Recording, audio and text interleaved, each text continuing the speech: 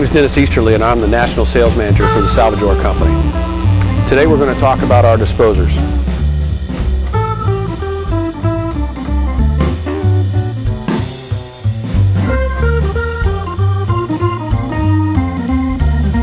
What you see here is the short cavity, which we use for the 3/4 horse up to 2 horse disposers. You'll notice that they're cast in aluminum, and we actually use aircraft grade aluminum because the aircraft grade is a more pure aluminum that doesn't allow water to seep into the motor cavity. What you see here is that this section where the motor is actually pressed into the aluminum housing, so it becomes one, it becomes unitized with the housing. And the significance here is that what's happening is we're drawing heat from the motor into the aluminum cavity, and then as we have water flowing through the system, that cold water is drawing the heat back out and taking it away into the drain system. So what we end up with is a very efficient way to cool the motor.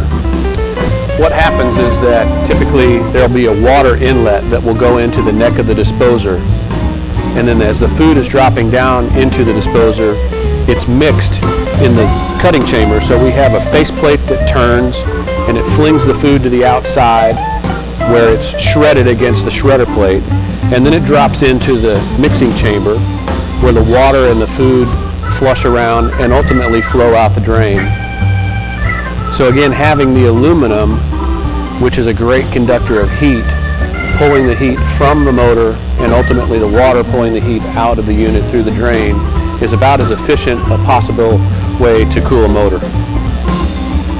It's important to have a large mixing chamber. It's important to have the proper flow of water. So we are typically recommending the use of a control panel as well, because we're using a solenoid valve that actually engages the water rather than turning on a faucet like we would at home.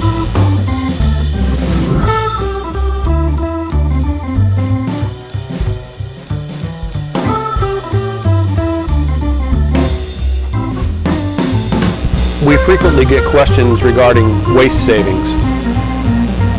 A disposer is the most economical way to control your food waste in any food service establishment. If the current method for disposing of food waste is to scrap all food into a trash can, what you end up with is very wet, heavy food waste that goes to the dumpster and ultimately into the landfill where it's creating methane gas. The most efficient way to handle that food waste would be to scrap food into the disposer itself, leaving any of the disposables left on the tray or on the plate to go on into the trash. Ultimately, you're going to reduce the amount of trash that's being hauled to the dumpster and ultimately to the landfill, while the food waste is going into the waste stream and being processed downstream.